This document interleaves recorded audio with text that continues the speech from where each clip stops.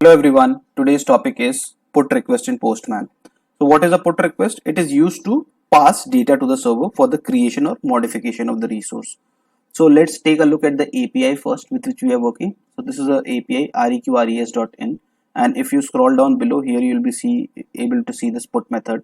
Now it mentions that this is the request and this is the response. Okay, so first we need to understand what we are trying to do here. So we are trying to either create or update a resource using the put request. So in some cases of the put request, if the API is configured in a way and if that particular record does not exist, it creates a record. So whatever the format of the data is there, it will give you, the documentation will give you how exactly like what details need to be passed. So here if you can see, this is the body which we need to pass, but in some cases the API is not configured that way, so that in those cases we use this particular request to update the record. Now we are going to pass the entire structure, whatever is mentioned here, into the body. So let me first click on this endpoint, copy this endpoint and go to our Postman tool. Here we will click on this and we'll add a new request. Now let me name this request as put request, and here click on this drop down and you need to select put here, and in the request URL you mention this. Now since put request is used to pass data to the server, is what we discussed before, right?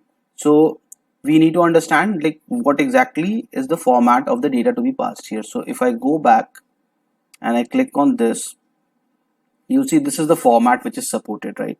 So I'll copy this and I'll paste it in the body. So since the format given is in JSON, I'll be selecting raw here, and from the drop down I'll select JSON here and I'll mention the body here. Now I want to update the resource because this particular record exists. Okay, so I'll write, let's say, my name here, and let's say I'll write,